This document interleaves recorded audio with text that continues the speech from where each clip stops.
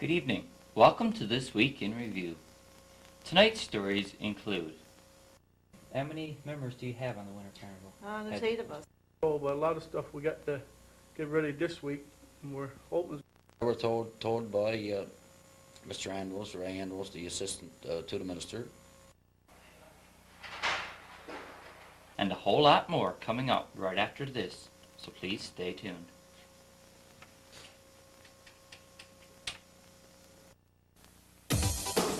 At Participaction, we've been out talking to some very special Canadians, finding out how active living creates a sense of belonging.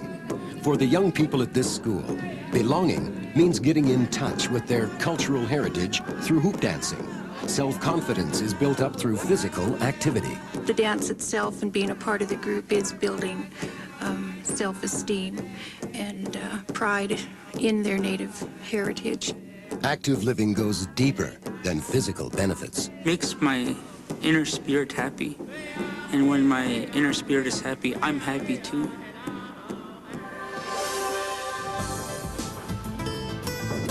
Being almost totally blind is not a barrier to activity and friendship for Bob Elton. His sense of belonging comes from 25 years on a bowling team. It's a chance to meet people, talk with people. It's a release.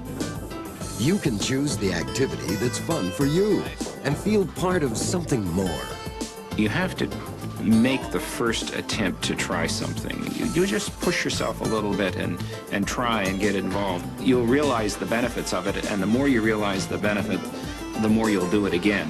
Active living, pride in yourself and your heritage, a sense of belonging. Participaction, moving your way every day.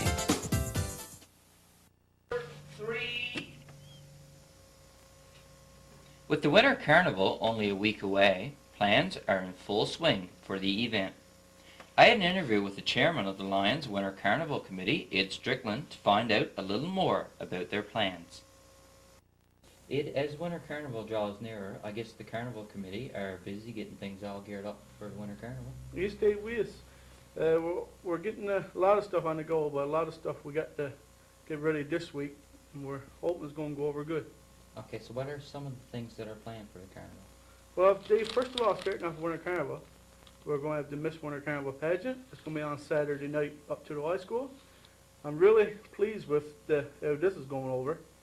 Right now we have around 18 contestants, and after I've been viewing into the paper, Western Star, that last year I believe they only had 6 people in around Stephenville, and this year they never even met at all because of poor response from it.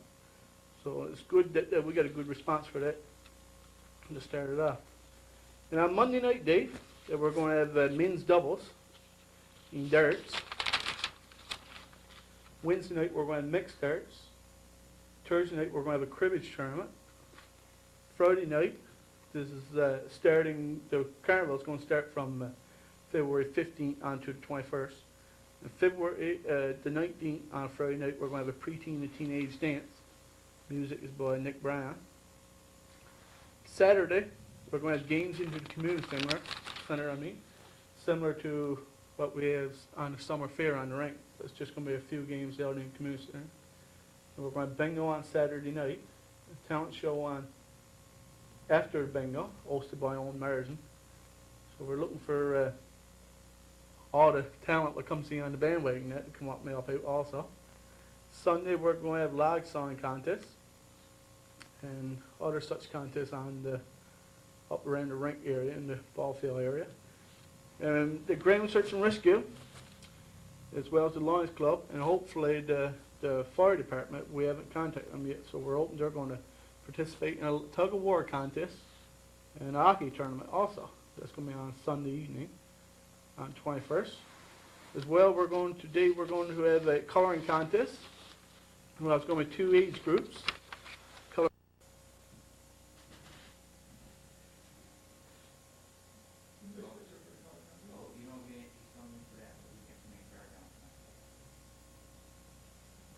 And we're also going to have snow sculpture judging. And we're also, Dave, we're looking for, we're hoping to have some activities on the go after school throughout the week, such as outdoor volleyball, outdoor soccer, that sort of thing. So if there's any volunteers around Bridget would like to come along and help out organize this, would be greatly appreciated. You ain't got to be a Lions member or anything to help out with the Winter Carnival. As you know, Dave, you helps out with the Miss Winter Carnival pageant. And that's about it, what we got planned, and plans are still ongoing in that. Okay, is the Lions Club planning on making this a yearly event? Yes, Dave, we are. Unfortunately, we've been slow getting off to Winter Carnival. I believe this is only the second one we've had. The first one was not no big success, I don't believe. I was not into the Lions Club at that time. But hopefully this one here is going to go over good. We'll hopefully make it a yearly thing, annual thing. So if there's going to be mistakes we're going to make going along the line, so hopefully in the years to come we'll correct them. Okay, are there any fees involved in any of the activities that you named out? Well, during the night time, during the head-offs mostly, there's going to be some fees. Well, during Saturday afternoon on the games in the community center, there's going to be fees in that for some stuff. But like as the colouring contest and the snow sculpture judging and that, there's not going to be no cost for this there. And stuff like maybe like the outdoor volleyball net, if we get that off the ground, there's not be no charge for that also. Okay, what about age restrictions? Will there be any age restrictions? Well, most of the nighttime things is going to be for adults only, 19 years and older. And the bar and that's going to be open. And like during the stuff, like during the daytime, that like we're going to have maybe teenagers net for the outdoor volleyball and that sort of thing. The colouring contest is going to be 2 age groups, 5 to 10 and 5 under. And that's about it. Okay, you've listed out quite a number of events and activities, so I guess you're going to need a few people to run these. So have you had much response from the public? We've had a bit of response, like when I'm speaking about you now, you and Grace Morrison and Treese Sims, like uses all help me with the Miss Winter Carnival pageant. And hopefully we're going to get some more response from the public, helping out with getting the volleyball on the go and that sort of thing. And the main thing is like we want as many Lions as possible to help out, commonly help out on Saturday, Sunday, for get those games not going. Okay, I understand that the Lions Club will also be having a button. Yes, we will, Dave. And this is the picture of the button.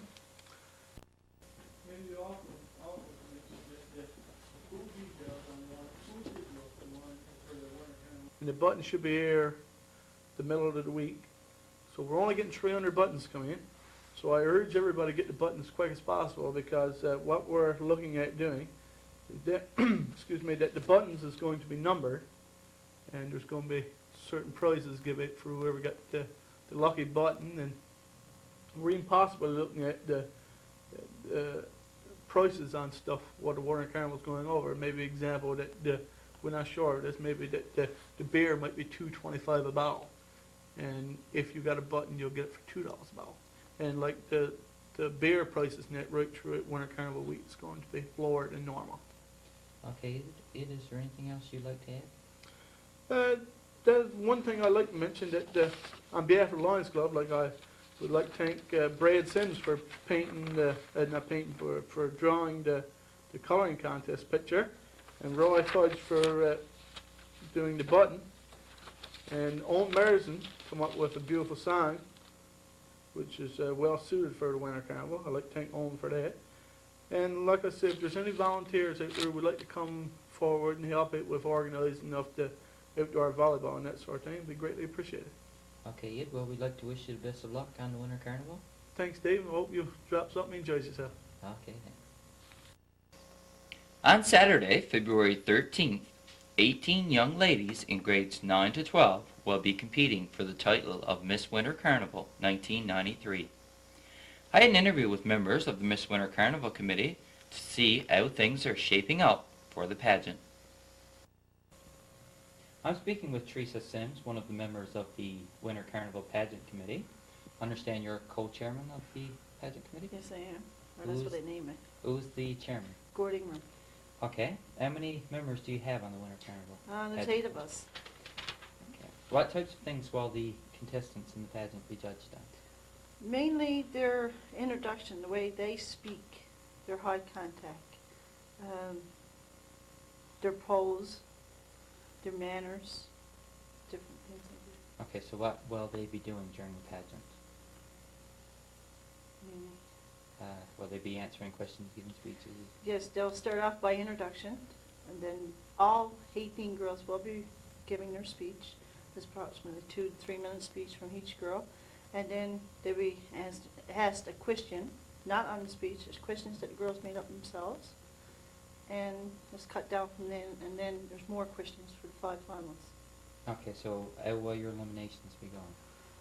First, they'll be judged on their introduction, so there's no judging there really to knock out girls. They'll come back and all 18 girls will be judged on their speech. Then 8 will be eliminated Okay, and then you go to 5 finalists. after the 10 will answer questions. Then we go to 5 finalists. Yes. Okay, how many judges will you be having? 5. 5 judges. Okay, what other types of entertainment will be carried out during the pageant? We have local entertainers, and we got one guy that's going to play tune on keyboard, but it's all in-town entertainers. Okay, and how are your seat sales going? Excellent. We have, well, less than 50 seats left. Okay, so if anyone wants a ticket, they better get it soon. Call now. Okay, will the sea cadets be escorting the girls Yes, they will. again this year? Yes, there's great support from the cadets. They'll take them right directly to the stage. Okay, I understand you've had a number of practices, so how are things going? Excellent so far. Okay. Everybody's in line. Well, I guess on next Saturday night we'll see just who the lucky girl's Yes. going to be. Well, they're all going to be winners, but there's just one to be crowned. So Okay. good luck to them all. Will you be having a Miss Congeniality again? Yes, they will. And the Okay. girls pick her. Okay. So I guess we'll have to wait till Saturday night to find For out sure. anything further. So if you want your tickets, call now. What's the number for anyone who wants to? At Grace Marsden, 2117. Okay, Therese, well, thanks for speaking with us. Thank you, David.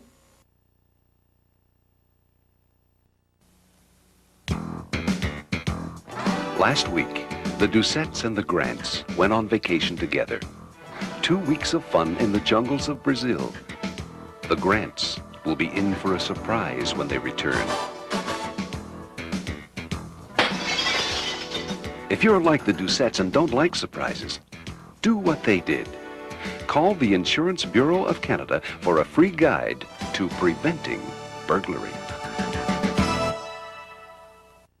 4, 3. We took our cameras to the new healthcare facility again this past week to see how things are shaping up.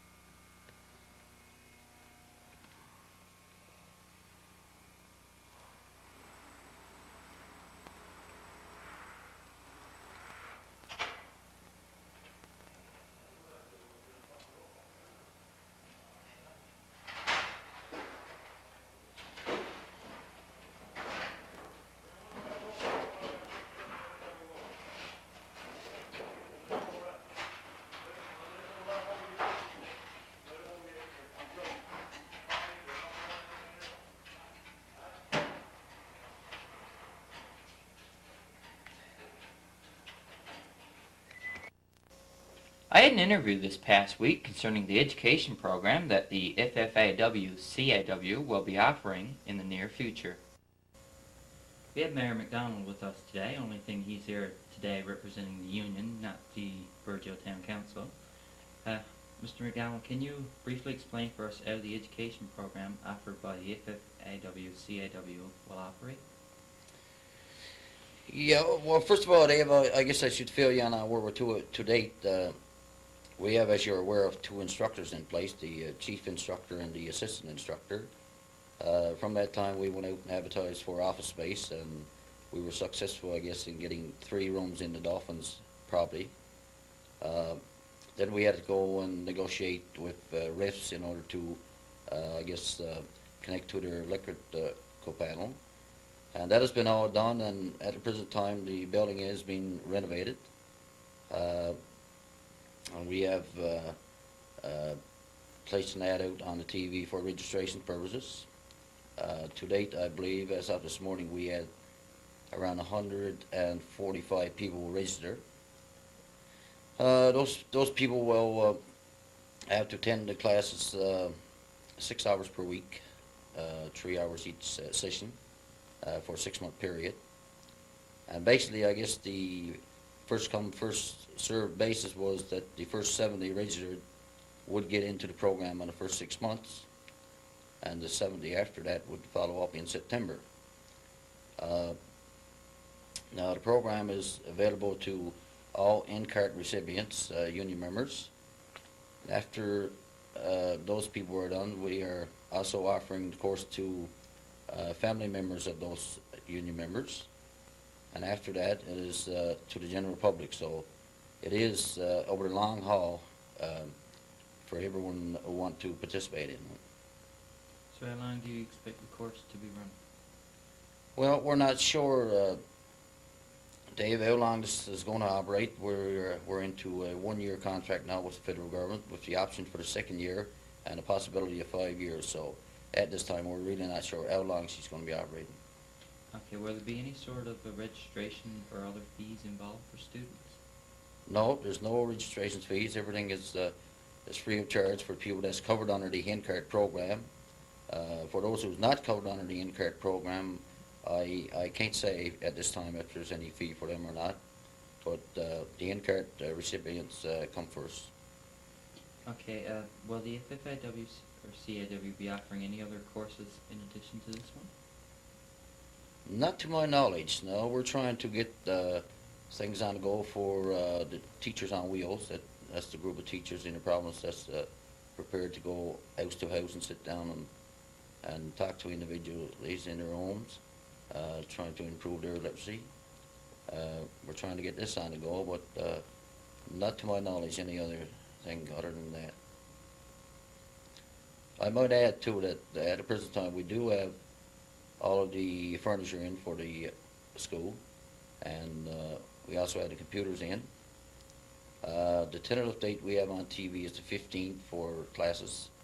That has been extended by a week as due to the maintenance man or I guess you might say the electrician coming in from Minnesota to install the equipment. So he's going to be a week late, therefore it's going to delay the classes a week later as well. Okay, you said you had 3 rooms in the Dolphins building. Will you be opening the 3 rooms into one large room, or? What we have done, we got 2 rooms for classrooms, which is connected by an archway in center, and the 3rd room is an office for the instructors, where that one is has a door into it, and certainly a fair-sized place, and certainly going to be a comfortable place once it's done. And I guess before we open, we plan to have a open house period for the general public to come up and take a look at the system and see what they think of it. Okay, is there anything else you'd like to add? Not on the education program as such. The only thing I can say there is Mr. Pollard, the chief instructor, will be in at a later date for an interview in regards to the system itself, what it consists of, and how far you can go and that sort of thing. So the chief instructor will be in to inform the people of that. Okay, well, thanks for speaking with us. Okay, Dave, but there's a few things I want to I want to point out, if I could, have a few minutes Okay, sure. before we conclude there, is I just want to update the membership on the 5 options. Now, I think the members is all aware that the 5 options: training outside of the fishing industry, professionalisation within the fishery, other approved fishery-related activities, early retirement for older fisher persons, plant workers, and license retirement.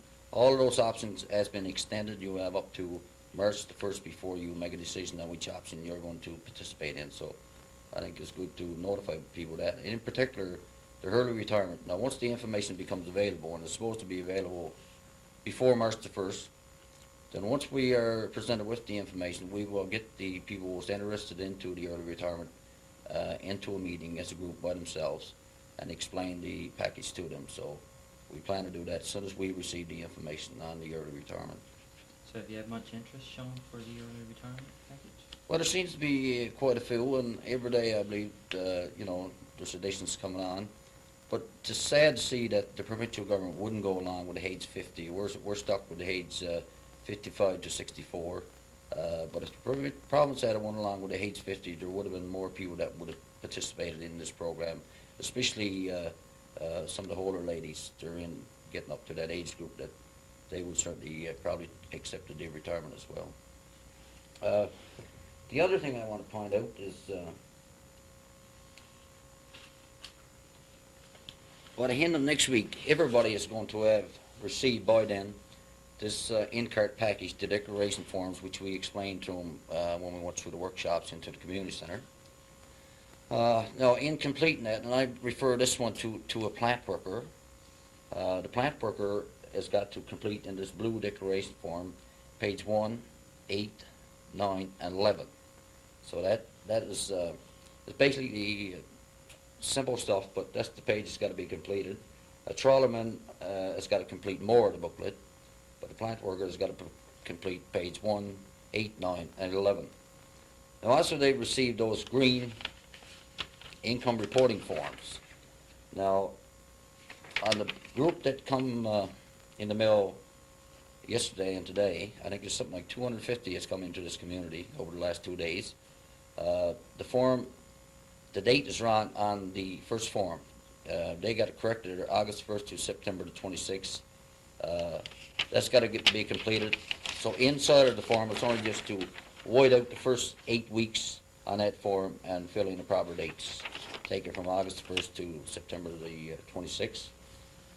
And anybody got any problem with those forms, they should contact me or Owen Marsden. We'll try and help them complete those forms, which we've been doing over the last couple of days. And I guess if anybody that can complete them themselves but are not sure, they can also feel free to give us a call. We'll certainly assist them in doing that. And it's quite important to get those forms completed and sent back to the DFO as quick as possible, because before you receive any benefits, those declarations has to be back. Now, in addition to that, we do have a number of people whose URC has expired, and I've been in contact with DFO on a daily basis, and DFO is working overtime to try and get payments out to those people. I've sent in their names and social insurance numbers, and they're working hard to try and get payments out to those people before probably even their declarations come in the mail. Okay, has the union heard anything further from Bill Barry or any of the owners of Seafreeze? In regards to Mr. Barry, after we had our last union meeting, I contacted the Seafreeze official, Carl Sullivan, I got in contact with, and I asked him to try and arrange a meeting with the local committee here and Mr. Barry. Now, he's supposed to get back to me in the next couple of days whether or not we can get that meeting. So we're hopeful that we can get a meeting and sit down and discuss the situation with the merger plant with Mr. Barry. Also at that time I asked him if anyone was interested in putting off any kind of course into the fish plant, would the company approve of, let's use for example, any group, Academy Kennedy or Cabin Institute, anybody want to go in and put off some kind of course, then the company had no problem with it, providing they pay for the light and eat. So it is open and available to people if they want to take advantage of that. Okay, Mayor McDonald, is there anything else you'd like to add? The only other thing I'd like to add is of last Friday I contacted Mr. Crosby's office, and I was told by Mr. Andrews, Ray Andrews, the assistant to the minister, the investigation into sea freeze has not been complete. Once it's completed, it will be presented to Mr. Crosby, and he will come into Burgeo and have a meeting with the people of Burgeo. Okay. Well, thanks for speaking with us. Okay, Dave, you're welcome. I was visited by two special groups of 4-year-olds on Wednesday and Thursday afternoon. The preschool classes dropped by to drop off their Valentines for the Storytime Valentine's Day contest. And while they were there, many of them made their television debut.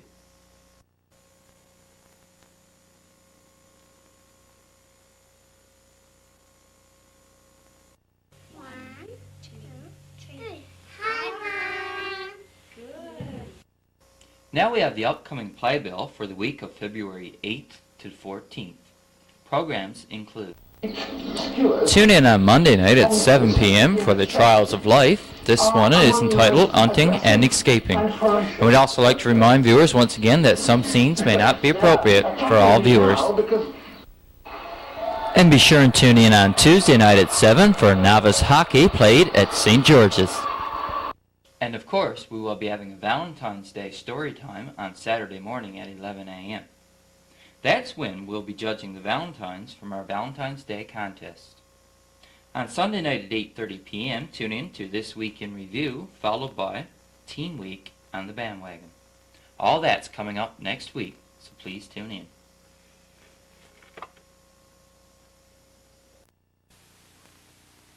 The War Amps of Canada, helping amputees since the First World War. Today, the War Amps meets the special needs of child amputees.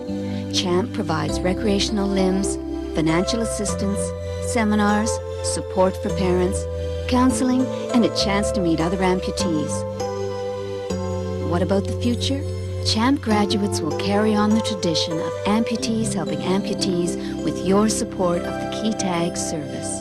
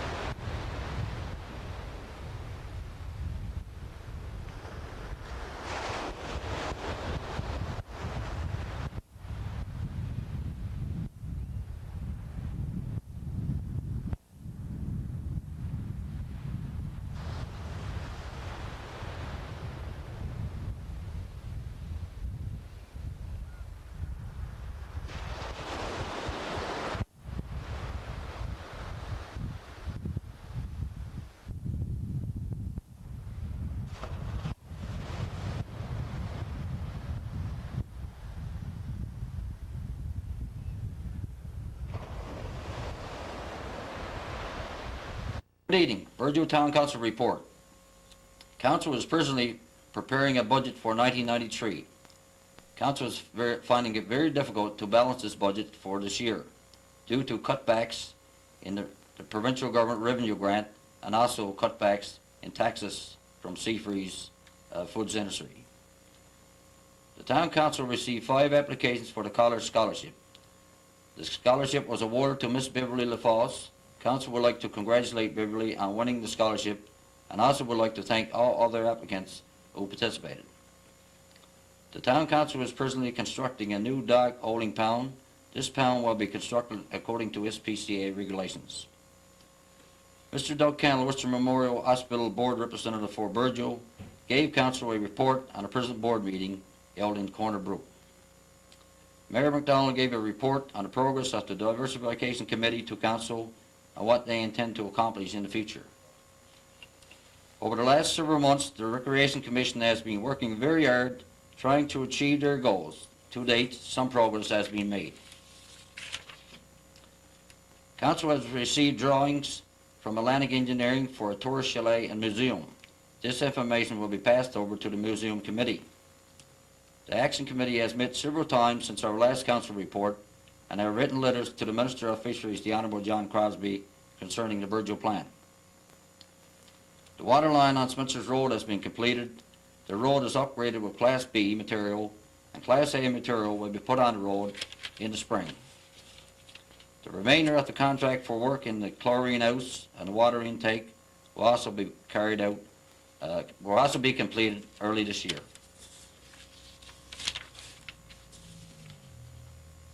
Claim number 1 from Midland Construction in the amount of $72,341.87 was approved by Council for payment.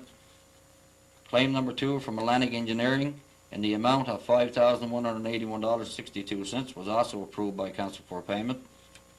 A letter was received from Hospitality Newfoundland regarding a convention scheduled for February 11th to the 14th. A letter was received from the Burgeo Lioness Club regarding the fire hall. Council also received a copy of a letter that was written by the Burgeo Fire Department and sent to the Burgeo Lioness concerning the fire hall. A request was received from a resident of Burgeo to set up a printing shop. This request was approved by Council. A letter was received from the Winter Carnival Committee requesting a donation. Council agreed to give the standard donation of $25. A letter was received from the Burgeo Fire Department regarding first aid course. A letter was received from the Burgeo Library Board regarding water and sewer rates. A letter was received from a group of students in British Columbia requesting information on Burgeo. Last but not least, a letter was received from the CEIC regarding renting of office space for the CEIC councillor. Well, that's it for your council report. Good night, and may God bless. Well, that's it for tonight's show. Please stay tuned now for the first of 19 programs entitled Driftwood and Friends. These are 1/2 hour programs of the band Driftwood along with appearances from friends of the band. We hope you enjoy it. On behalf of BBS and all BBS volunteers, I'm Dave Cooper wishing you a great week. Good night.